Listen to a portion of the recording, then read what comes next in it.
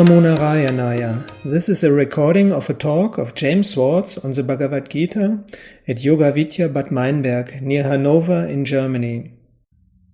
Sadashiva Samarambam Shankaracharya Madhyamam Asmadacharya Paryantam Vande Guru Paramparam Ishvaro Guradmeti Murti Beda Vivagine Vyomavadvyapta Dehaya Dakshinamurtaye Namaha Sarva Vedanta Siddhanta Gocharam Tamagocharam Govindam Paramanandam Sadgurum Pranatosmiham Om.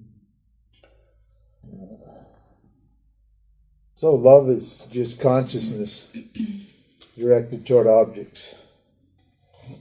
Whatever you pay attention to is what you love. So just monitor your attention and see that it's always going toward the self, either in the terms of understanding that whatever thought is in your mind is the Lord, or whatever situation you're in is the Lord. Whatever person you're talking to is the self. Or in terms of just formless contemplation. In other words, keeping your mind occupied with these teachings over and over and over again until you have a very, very strong satya mitya vasana.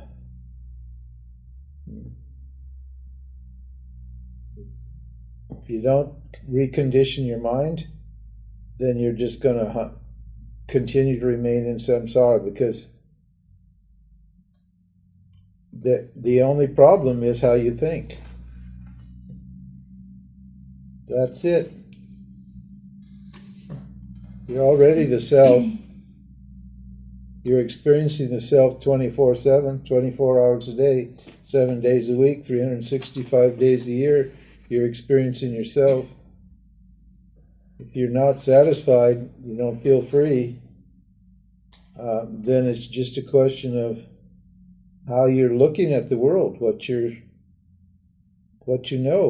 state of mind is. So if you want to feel free and be free, then your thinking should be in harmony with Scripture, with the idea that I'm free. And that's, your thinking's not going to change automatically. Why? The vasanas are built up over thousands, millions of thoughts. It's just like, I don't know, like the shell of an oyster or something builds up layer by layer by layer. It's very slow and it's very hard. After a while, there's samskara means a big trench, like a scar in your unconscious mind, so that the thoughts always flow down that same channel all the time. The very first person, if there was ever a first person, and there really wasn't, but you can imagine a situation where the very first person, or like a baby, say, although a baby's not pure anyway, baby just looks like it's pure. The vasanas are already in the baby. But just imagine the very first human being and didn't have any vasanas, didn't have any sanskaras, didn't have anything. It was just pure consciousness with a body. And it was just, and then he stepped out of his cave into the world and had an experience. And that was the first experience that he had ever had, or anyone had ever had. Well, the next time he stepped out of the cave, it probably could have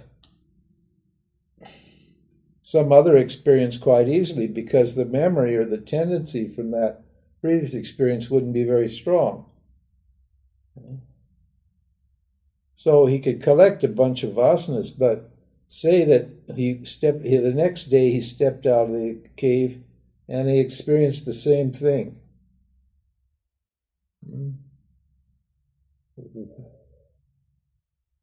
The trace, the vasana that's left over from that experience would what? It would flow down the same channel in his subconscious. So even though his mind is clear like this, say it's a mountain, a pure mountain. If there's one drop of water that falls in that mountain, then it dribbles down this side. Then the next drop of water that falls here, it could go down any other side, but what would it do? It would tend to go down this same place the other one went, wouldn't it? Because that one left a little tiny, very, very microscopic little impression on the mountain. You see it. These great big river valleys that are in mountains. There was no river valley at one time, but little bit by little bit, the water went down, and then after a while, every time you think a thought, what happens? It goes right down that same channel, and the channel gets deeper and deeper, cut deeper and deeper in your mind. And the one thought is that you think all the time is I'm small, I'm inadequate, I'm incomplete. And how do we know that that's your thought? That thought is buried. It's so deep that you don't even think you're thinking it. You're not, although often people just feel it consciously. They will tell you that these are people with low self-esteem. And how do we know that you feel that way, that you think like that? Because you want things, and you believe that those things will make you feel okay or complete. So you only want things if you feel incomplete. If you're complete, if you're happy, do you want anything? When you're full and happy, do you want anything? You don't want anything. You just enjoy whatever is there. You're happy and you enjoy everything happily. But as soon as you feel a little bit unhappy, then you think, what can I do to make myself happy? And then you got a problem right away. So then you go and do something, you get that vasana. Well, this thought, I'm small and incomplete, you see that in all these fears and desires. There's some natural fears and desires that are fine. They're incidental. You just fulfill them. I have to eat dinner. Well, sure. Okay, fair enough. That's one vasana that's going to be there till the day you die. But that doesn't determine your whole life unless you're very empty. Some people are very empty. That's how they fill themselves. They think they can fill themselves with food, so they get really, really big. They get obese. You can kill yourself from eating, actually. So, why is that going to go away all of a sudden? You see these people who talk about enlightenment as an experience? How is that experience going to erase 30 years or 40 years or 50 years of thinking you're small? I know he's long gone now, but there was this guru named Osho, and he was very, very famous. There were probably several hundred thousand people who claimed they were his devotees. And certainly tens of thousands of people followed him very, very, very closely and loved him much. Even today, the love of these people for Osho is big. They still just fanatically committed to Osho. He was called Rajneesh when he first started, but then he changed his name.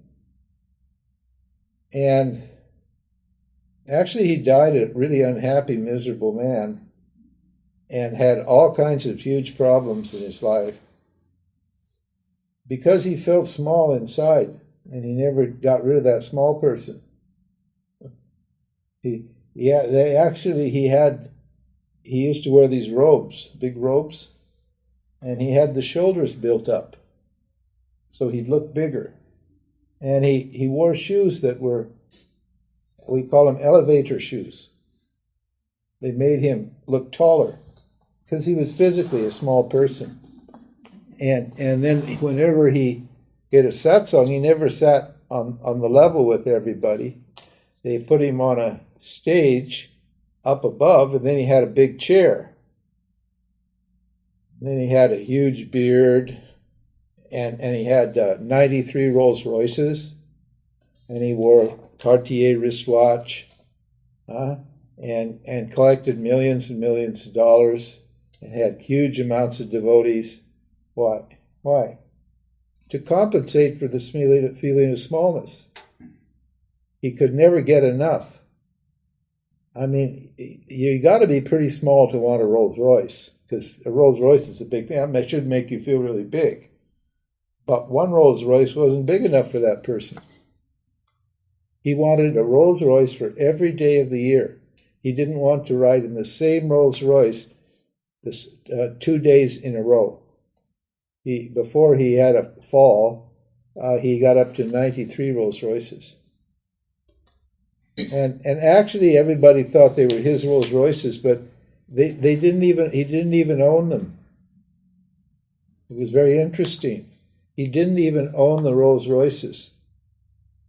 Now here's a man loved by thousands and thousands of people, wealthy beyond measure, or seemingly wealthy beyond measure, and just insatiable for more. It turns out that all the Rolls Royces were leased. And the way they worked it was they told somebody, they leased a Rolls Royce, and then they said to a rich devotee, you see that this devotee loves Osho so much, he gave him a Rolls Royce. That's love. That's real love. And then the other person thought, whoa, so I think that's a good idea. I'll give him a Rolls Royce too, to show my love. And then they wrote him a check or sold their house so he could get another Rolls Royce. And you know what they did? They didn't buy the Rolls Royce. They just leased another one for a few $1,000s from a dealer. And they told him that, thank you very much, now he has 2 Rolls Royces. And then they kept all the rest, the other $100,000 or $200,000 to spend. Even cheating people. To what? To make him feel big. He's already big as you can get. He's as famous as you can get, as rich as you can get, everywhere. He had to cheat the government for the taxes. He couldn't go back to India because he had to cheat the government. He wouldn't pay the taxes. The Indian government wanted several $1 million in back taxes. He wouldn't pay, so he had to run away. He's an enlightened person, but inside is this small little person. You know that Darth Vader? Did you see the Star Wars? In Star Wars, Darth Vader, that big black, and he's controlling the whole world. And when they take off his suit of armor, what's inside of him? He's the most scary figure you ever saw.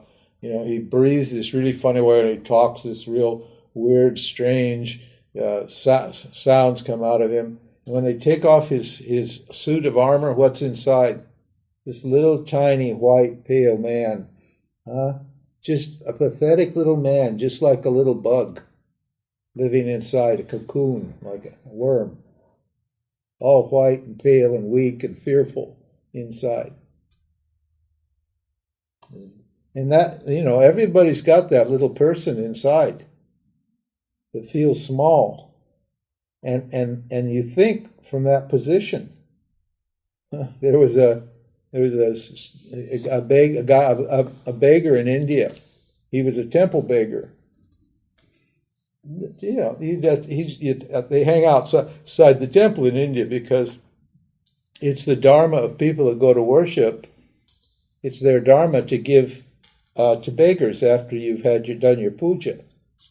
So when you come out of the temple, the beggars are there, and then you give a few rupees to the beggars. Well, this beggar bought a lottery ticket. He bought a lottery ticket and he won the lottery. He got crores and crores, millions of rupees.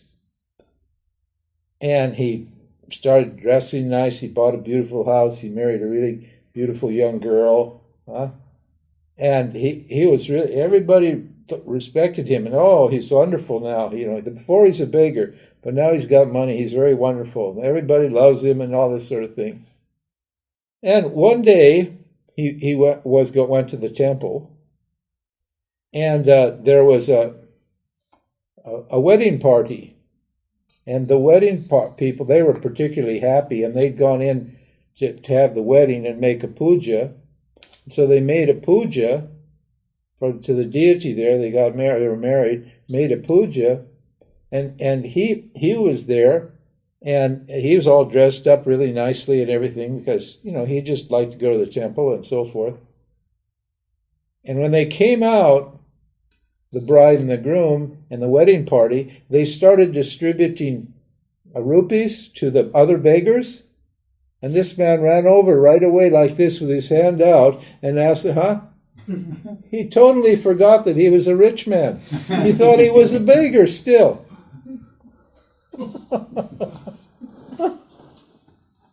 He had everything, beautiful suit, everything, all ready, everything nice. As soon as in that situation, boom, out came that beggar, out came that little person.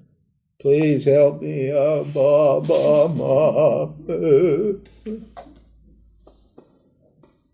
So that's that kind of thinking is not going to go away overnight. It's not just going to disappear. There's no magic here. These spiritual people, you know, they love magical thinking. They think this. There's all kinds of angels flying around and things are just going to happen or something, just by magic. They love to believe in all these fantastic things. And I guess they think that they're going to have some kind of incredible experience and then be happy for the rest of their lives. But even if you see God, you know, face to face for like I did, I had a darshan that, like I saw God like I see you. Unbelievable. Boom! Just knocked me silly. But within what? Within a few days, I was like, chasing money and doing all this other stuff. Well, it didn't remove my vasanas. I was still drinking alcohol and carrying on and all that. So, you know, your life is what you think you are. Whatever you think you are is what your life is. And if you think you're not free, then your life's not going to be free. So the whole point here is what? Is that I need to change the way I think. Based upon what? On what the scripture says. The scripture tells you how to think and how to get rid of this idea that you're small. And how do you do that? Well, you develop a satya mithya vasana. You learn to discriminate yourself from the objects that present themselves to you on a moment-to-moment basis. You have to learn how to not confuse yourself with what? Your fears and your desires, with your attachments and so forth and so on. So we've pointed out so far, we pointed out what the self is, We've discussed the nature of the self, and we've discussed the nature of objects. Those are the only two things. It's not that hard in the sense that there's only two things you have to know. What the self is and what the objects are, and what the relationship between the self and the objects is. That's all you really need to know to do your work. The objects are different for everybody, and the objects change as far as you're concerned all the time, but you never change. You're always the same. And you're the one that knows, and the object is what's known, the knower and the known. Remember, we had that chapter, the knower and the known, the subject and the object. What? The object depends upon the subject, but the subject doesn't depend upon the object, therefore I'm free. I'm whole, complete, go for it. So that's all you need to know, really. It's pretty simple, but the hard part is, it isn't easy. The hard part is, I just got to do the work all the time until I shift my thinking from this point to this point. That's all. I'm just shifting my thinking, moving the eye from the body and the mind to what? To the consciousness. And that just takes the work. So this is going to describe now, verse 13, describes a person whose thinking has shifted. When he says, who sees no, or whatever it is, the word sees means knows. And it's going to describe this person, what it's like, how those people are that have made this shift from the jiva to the self. The one who has no hatred for others. Well, that's a funny statement, isn't it? You should say the one who sees no others. Well, what it means is that he has no hatred for other people. Why? Because he knows there isn't any other people. It's just a language issue here. Remember? Are the glasses me or are they not me? Are the glasses me or are they not me? They're me. What? No, they're me. We already ran through the logic 6 or 8, 10 times so far in the last week. Showing you how these glasses are you. We made it clear over and over and over again. By analyzing the location of objects, we discover that all objects exist as thoughts in my mind, and all thoughts in my mind exist in me, consciousness. And therefore the object exists in me, consciousness, and that object is what? Is just the thought of the object, and that every thought is manufactured out of consciousness, like that gentleman said earlier. Every wave is manufactured out of the ocean. You're the ocean, you're the consciousness, and so every thought, every pair of glasses or body or every object is what? Is just me. So, glasses are me. Simple. The glasses are going to stay right here. The glasses are not going to go in here and just merge into my body and disappear. There's going to be no change perceptually. Don't expect any change to happen perceptually. The glasses are going to stay right there, but what? I'm going to know that they're me. So that means what? I don't have a problem with them, because why? We explained why you don't have a problem if you need to work it out, because I love myself more than anything. And I know that why? Because everything I do is for me. The self is the object of the greatest love. We know that. because everything I do is for myself. So it means I love myself more than anything. And all the objects that I love for my own sake, not for the sake of the object. I love for the so the object's me. So that's why this person has no hatred for other people. Because he knows they're not really other people. And if the other person, quote unquote, has negative qualities, what does he know about that person's negative qualities? They don't belong to the person, do they? They belong to Ishvara. Because that person didn't, Remember, we discussed that already. Those negative tendencies that causes me to hate you, I understand what?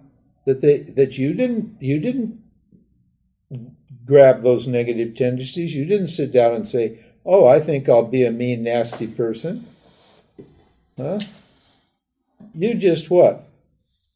Became a mean, nasty person, what? From within, because Ishvara gave you those bad vasanas. So I have so much compassion for you, because I know it's not your fault, and so I love you as myself, and I appreciate how you must be suffering, because you identify with those negative tendencies. And I feel so much love for you. I can't hate you. I can only feel love for you and feel sorry for you and give you some help. This is the thinking. You can't blame anybody. Because nobody sat down and just thought when they were young, when you were a child, did you sit down and think, "Oh, I think I'll be a mean and nasty person"? When I was young, I was quite cruel. I was really quite nasty. Not all the time, but I had what they call a mean streak.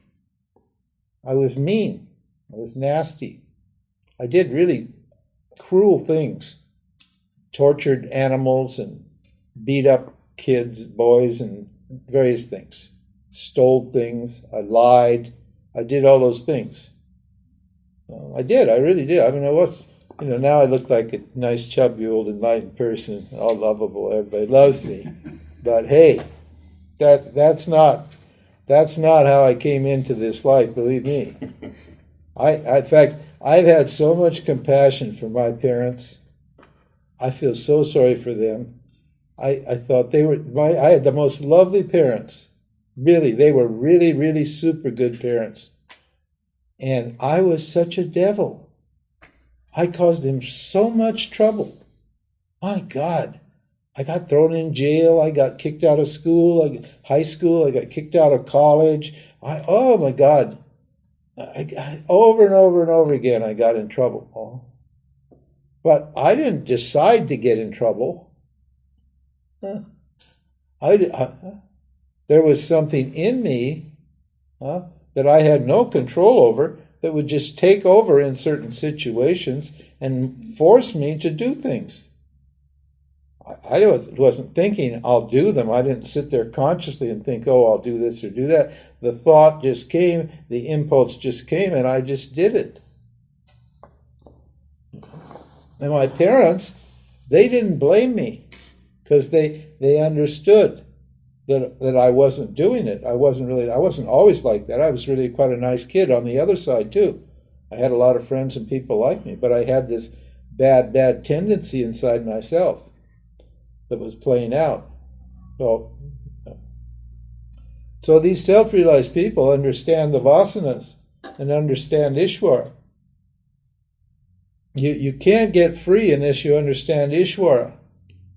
That's why That's why we have these 6 chapters on Ishvara. In fact, the whole text is nothing about Ishvara. This is so that you can see that Ishvara, or ignorance of yourself, Maya, has brought about all of these problems. I'm not personally responsible for them.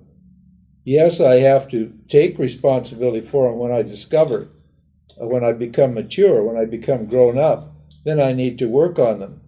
But I shouldn't work on them feeling guilty because I didn't put them there.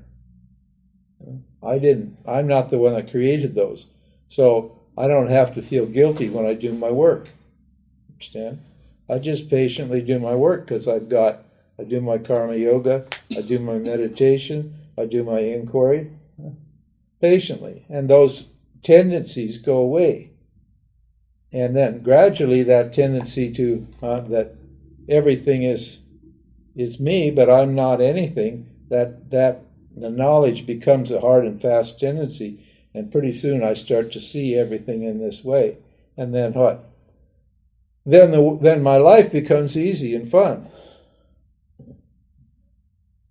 So, and he's what is he? He says he has no hatred and is compassionate. I just discussed compassion. And accommodating, like Krishnamurti. Krishnamurti's enlightened. He accommodated. He gave me the. See that? This gentleman, he's a Vedanta fanatic. He writes it down. He keeps his notes, and I want his text, and he gives me his text.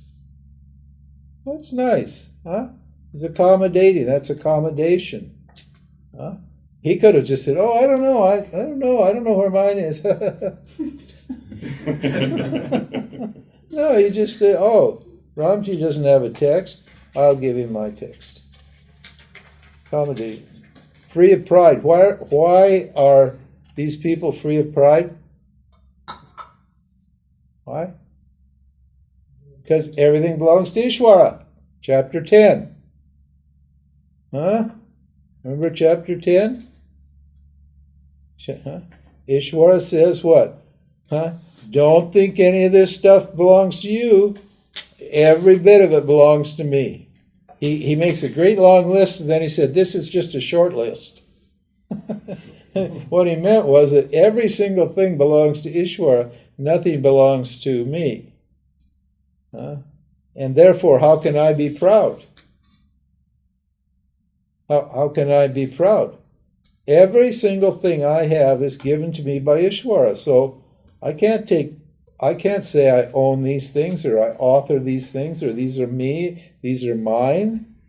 They're all given to me. My mind, my body, all of my qualities, good and bad, they're all given by Ishvara. So, hey, so I'm not proud. And for the same reason, what? I'm not possessive.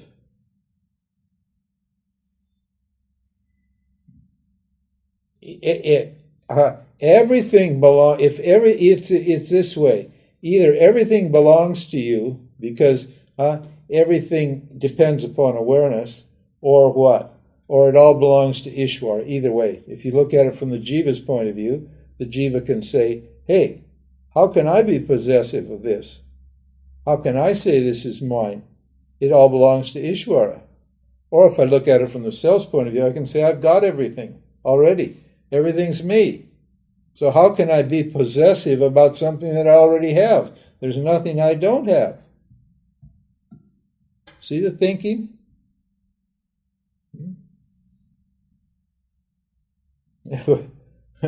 we travel around the world, and my wife and I teaching Vedanta.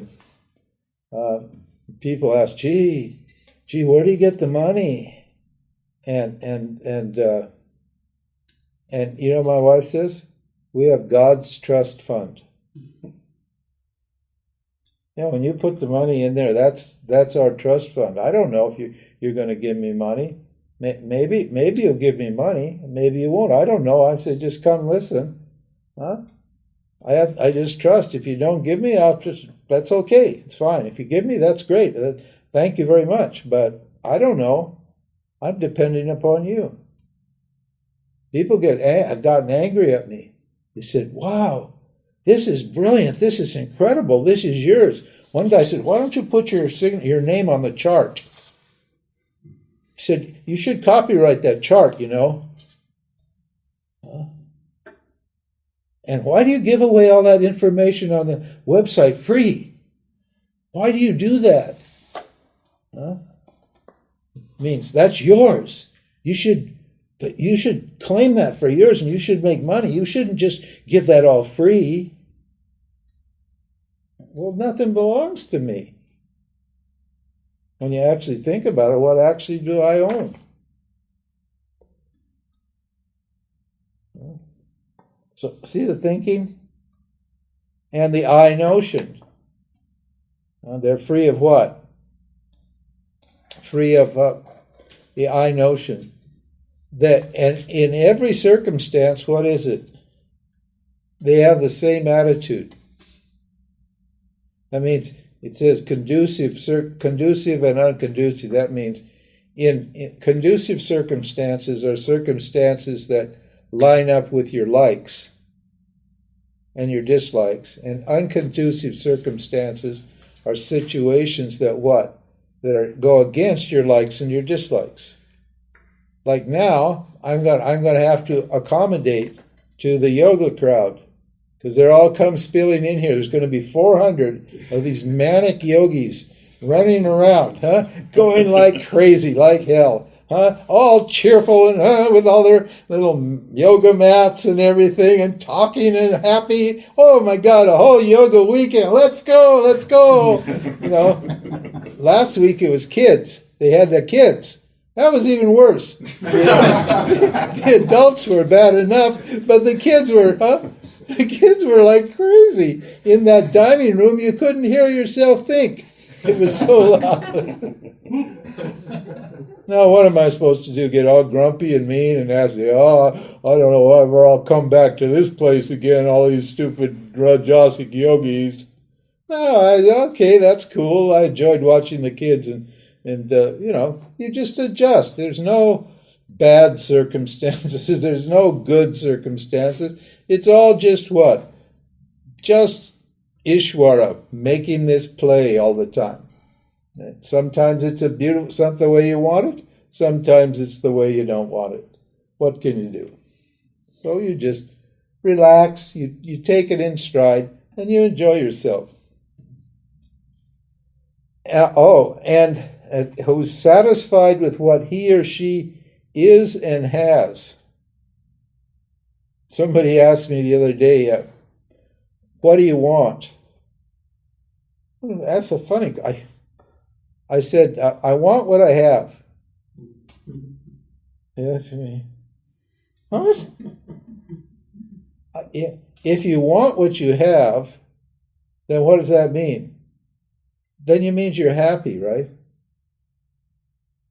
Because that person thought, I couldn't be happy with what I have. I must have a want for something else. So I said, no, I want what I have. So that means what? I don't want anything. Because whatever I have is satisfactory. That's the idea. See the thinking. See how these jnanis think. Nice. And his mind is controlled. Mind is controlled means what? The mind will stay still if what? If you have this discrimination. The mind will remain under your control if you what? If you have this discrimination.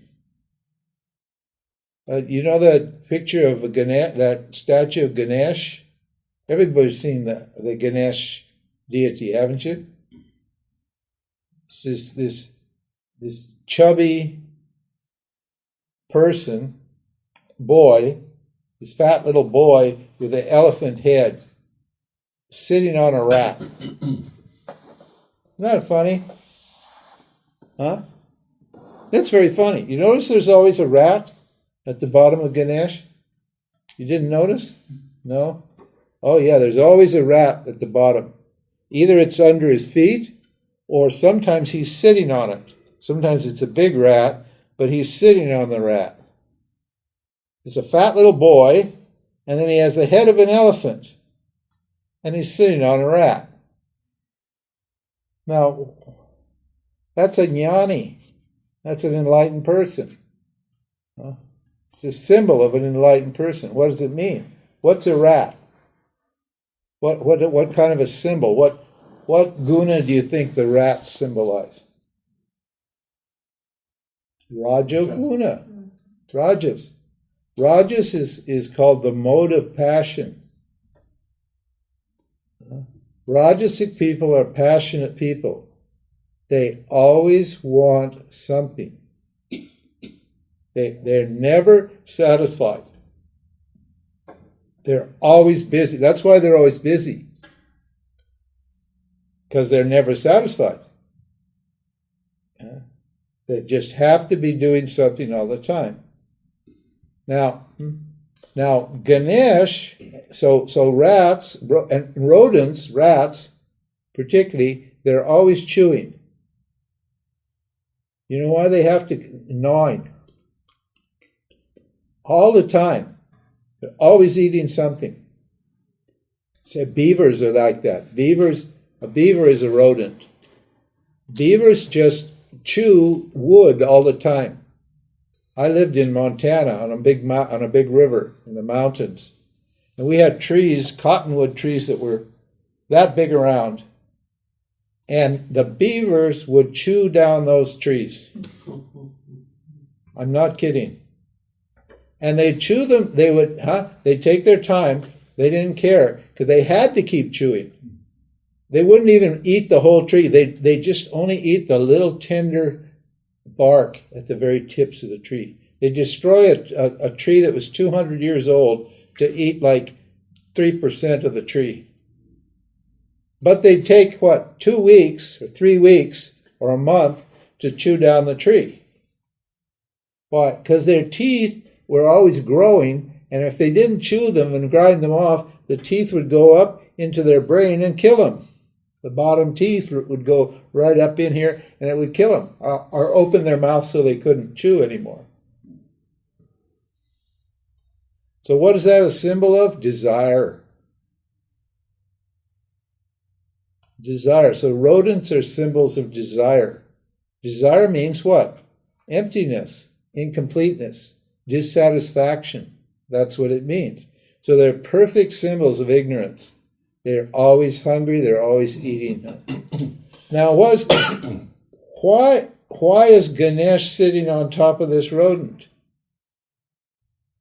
Because he's mastered his mind. He's controlled his desires. Now, in a normal samsari, there's a great big rat sitting on them. Isn't it? Yeah. In a normal samsari, he's got a big rat telling him what to do, pushing him around, saying, go here, do this, do that. But Ganesh is what? That desire is Ganesh's vehicle. That's what takes him various places, and he tells it what to do. He's the master of his desires. That's the meaning of that symbol. It's a beautiful, beautiful symbol. This is what, enlightened people, that's how they are. They're in control. It doesn't mean you don't have desires. Your desires are non-binding. An enlightened person is somebody who has desires, but the desires don't bind them. They're non-binding. Moksha is just eliminating your binding desires. To making what? Turning your binding desires into preferences. You can do it or you cannot do it. Patanjali talks about it. Patanjali's in the Yoga Sutras, if you've read the Yoga Sutras. So there's two kinds, binding and non-binding vasanas. So this person has what? His mind is controlled by this knowledge. Just knowing who you are, knowing that you're full and complete means what? I don't need that. I don't need it. Why? Why do I need this? Because what? Because I'm complete. I'm full. If I get this object, will that make me any more full? Can you make the ocean more full? No. It's already full. So, it's the thinking again. And whose intellect constantly inquires into me. That means what? Always what? Thinking about this, about the self. You're going to be thinking about something. The day you stop thinking about something is the day you die. Okay? That's when your karma stream runs out. When your karma stream runs out, that's when you stop thinking. Otherwise, as long as you're here, you have a steady flow of thoughts from the day you wake up till the day you die. Your thoughts are produced by your karma stream. And those thoughts for this person, where do they go? They all go to the self. In the form of what? Either the objects and or what? And or the subject. Either way, because it doesn't matter. They know that whatever they're thinking about themselves. So when you think about a tree, you know that tree is yourself. You think about going to the job, you know the job is yourself. When you think about your boss at work, you know that's the self. And whose intellect is constantly acquires into me is my beloved, he says. Means what? That means you love yourself. Doesn't mean there's two things. He's talking to Arjuna, so he has to put it like in this way, in this dualistic way. But that means you love yourself when what? When you think like this, when you understand this knowledge, and when you think like this, then you love yourself. And yourself loves you if there's another self. So if there's a jiva, if you have a jiva, that jiva loves you, and what? And you love your jiva, if you want to look at it in terms of duality. Which means what? Doesn't mean anything. It means there's just love. There's love from whatever point of view you look at it. Self loves the jiva, and the jiva loves the self. The love's the same love. That's what non-dual means. There's no difference between my love for my jiva and my jiva's love for me. It's the same love. Okay, here's some more. Here's some more description of enlightened person. The one because of whom people do not get disturbed. There's some people, when you get around them, you feel uncomfortable. Have you ever been around those kind of people? Maybe not, because you guys are all nice, sattvic, spiritual people, but you immediately feel uncomfortable around that person? You ever? Yeah? You might not even know what it is, but you don't like them. You feel itchy and you want to get out, even though they may be nice enough, but you don't know. They're putting out some kind of energy. Some kind of dissatisfaction is there in them, and when I get it quite often, because I'm quite peaceful, and a number of spiritual people are very dissatisfied and very needy. And so they come and they get really close to me. And you can, and I can feel it. I'm very polite and I don't show it, of course, but you can feel their dissatisfaction. Well, these people, they don't disturb anybody because they're not dissatisfied. In fact, quite the opposite. They're peaceful, they're happy,